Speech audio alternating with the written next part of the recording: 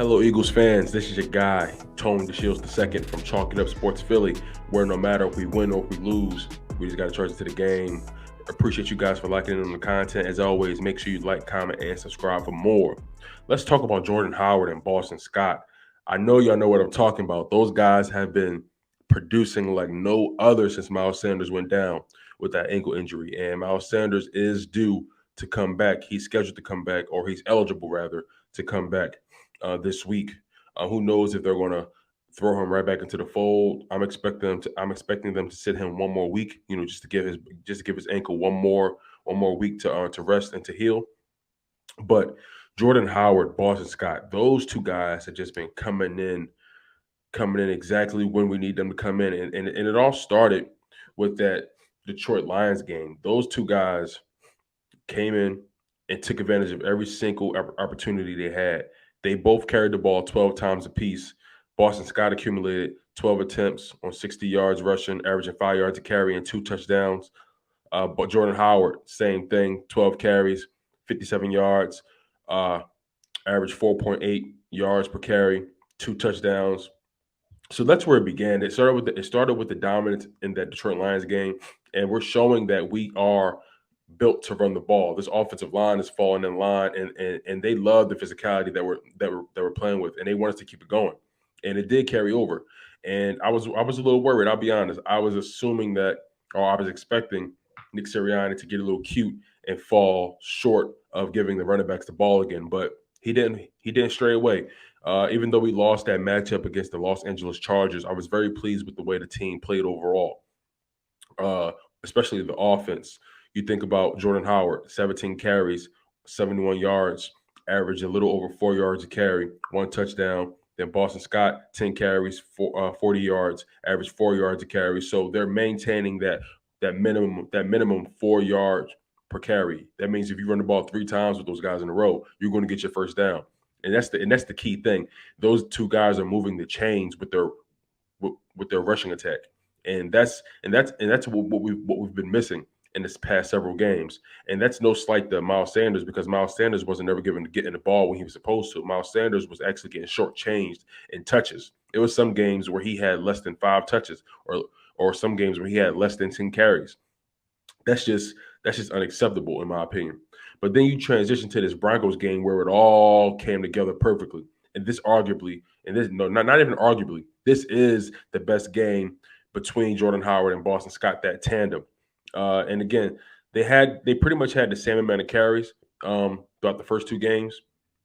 But Jordan Howard, he had 12 carries on 83 yards, averaging almost 7 yards a carry. And then Boston Scott, 11 carries on 11 carries, 81 yards, averaging over 7 yards per carry. So these guys were just taking it to the Denver Broncos rushing defense. And the good thing, and the crazy thing about it is the fact that the Denver Broncos supposedly have a top 10, I think top six rush defense in this NFL.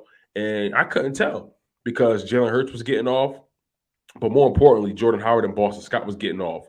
The longest run of the day for Boston Scott was 23 yards. The longest run of the day for Jalen Hurts was 31 yards, and the longest run of the day for Jordan Howard was 25 yards. So we were able to gash them for long runs, and we were able to move the chains against those guys with our running game as well. And that just automatically made it easier for Jalen Hurts. So I'm really excited for Miles Sanders to come back, and I'm really going to be curious to see how they ingratiate him into this new game plan. We have a legit three punch. We have a legit 3 punch combo in that running back room. Bringing back Miles Sanders. Then you got the north south runner and Jordan Howard, who's going to bring the pain, and then Boston Scott, who's that one cut back, but also isn't afraid to get physical. Legs never stop moving, man. He's a guy that you can easily lose between the blockers, and he's capable of breaking one. So we have three running backs who are legitimately capable of breaking one. Then you can't forget about Kenny Gainwell, who hasn't really been the most talked about or the most used these past few weeks since Miles Sanders got hurt. And I believe that's because the game plan has changed. I think they understand that we need to be extremely physical in the running game, and that's not necessarily Kenny Gainwell's style. Not saying he's afraid to get physical, but Kenny Gainwell isn't necessarily the power back that you want out there.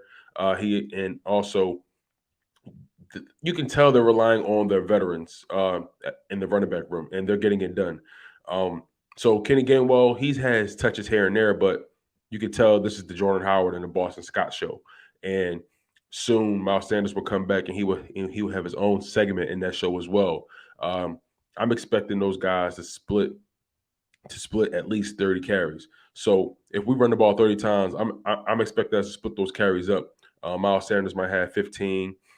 Jordan Howard uh, may have 10, and then uh, Boston Scott may have 5, and maybe you sprinkle in a little bit of Kenny Gainwell, maybe to take that above that 30 rush attempt mark. But you can't forget about Jalen Hurts, who rushes as well. So it's going to it's a good problem to have when it comes to having running backs who are all this productive. My perfect combination at running back once Miles Sanders is fully healthy is Miles Sanders, kicking things off. Jordan Howard is that change of pace back who's able to get you that short yardage. Boston Scott coming in as well, and then you might use Kenny Gainwell in the passing game a lot more. But the good thing about Jordan Howard is he's showing that he's a capable pass blocker as well. Same thing with Boston Scott, which is why he's getting more reps than Kenny Gainwell. Kenny Gainwell missed a key block in that Denver game, which forced Jalen Hurts to get rid of the ball early, and it ended up being an interception. So they're relying a lot on their veterans, relying a lot on their guys who have a good combination of a rushing attack and pass blocking. So it's going to be really interesting to see how they ingratiate Miles Sanders back into this lineup. We have a legit rushing attack that can't be stopped right now. We are the best rushing offense, the best rushing team in the past for the past 3 weeks. Since that Detroit game, we have been the best team running the ball, and I don't think that's by accident. This offensive line loves it. The quarterback is loving it. The running backs are definitely loving it, and the fans are loving it as well. And I'm loving it. So I'll leave it at that for you guys.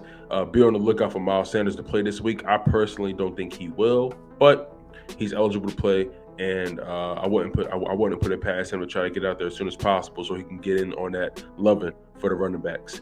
I'm out, y'all. I'm your guy, Tone DeShields II from Chalk It Up Sports Philly. Where no matter if we win or if we lose, we just got to charge it to the game. One love, stay humble, stay healthy, and most importantly, stay hungry. And fly goes fly.